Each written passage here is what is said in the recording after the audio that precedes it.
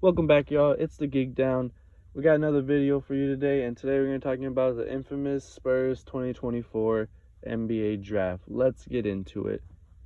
Starting off with the fourth overall pick, we got Stephon Castle, which I had as them going for anyways. I don't believe that was kind of a crazy pick. I think everyone kind of considered the Spurs to draft him, and I think they hit it out the park. I think they did really good with that pick. I think Stephon Castle can definitely be in the Spurs' future for a big title run later on. Hopefully, if that's what their ceiling is, I think he can be a long-term starter. I think he can be a star next to Wimby, especially defensively.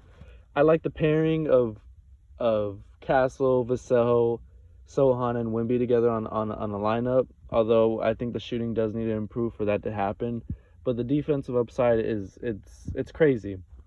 Um, I think overall, of course, we got to talk about the elephant in the room. Rob Dillingham getting traded to the Timberwolves for two 2031 and 2030 first round picks. Now I know at the when it first went down, everyone was super upset, confused, including myself.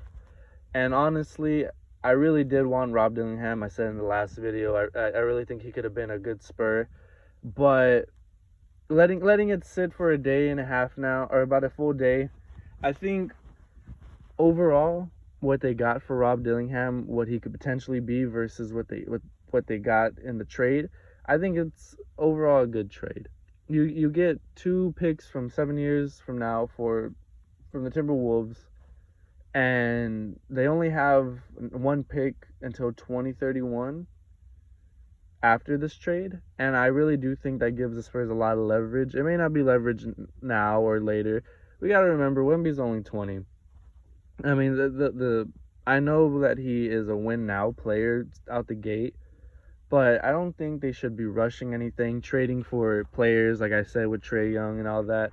I think I think this year they pick up some role players. Hopefully, I think that's the reason why they got rid of Rob Dillingham, and I think they try to contend for a playoff spot, and I think they're happy with that. I think I don't know what moves it would take for this team to be a championship team. Everyone thinks that if they were to trade for Trae Young or even outlandishly like for Curry, I know that would never happen, but if they were to do that, I don't really see them carrying the Spurs to a championship. I think it takes time. I think it takes development.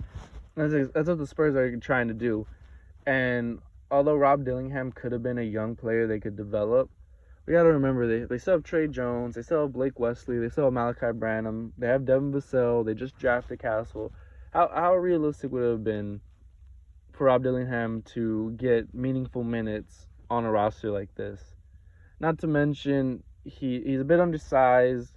He's super electric, and I think that's the reason why everyone wanted him. His aura was crazy, but I mean, I like what they got in return. I really do believe it's for a bigger cause or to free up cap space. And if that's the case, I'm happy for it. If they don't do anything within the next 2 years with those picks or with any picks they have, then I'd be kind of upset because they could have got if they were just trying to free up cap space and then they don't do anything, they could have got Cody Williams. They could have let Topic sit for a year with his ACL tear or whatever, however long it might be. They could have got Connect. They could have got a lot of players that could have helped the Spurs move forward with their plans, but they traded it away. And we'll see what they do moving forward. I think we have to wait till Sunday for the cap space to kind of play in, and then wait for free agency. I do believe they got to pick up players. They have to.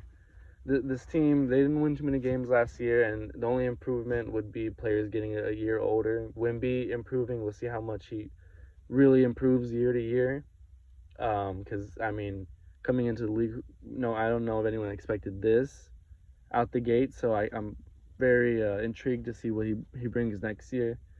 But for Castle, I don't know if he's gonna hit the ground running and bring us 15 more wins. So I think they need to bring some vets in. The whole team is very young. They need to bring in a player like Tobias Harris. They need to bring in a player maybe like Chris Paul. I would love for them to get Tyus Jones. I know I just brought up how Rob Dillingham wouldn't be able to play with all the guards we have, but I'd be fine letting some guards go. I mean, Malachi Branham hasn't really worked out like we planned it to. Same with Blake Wesley.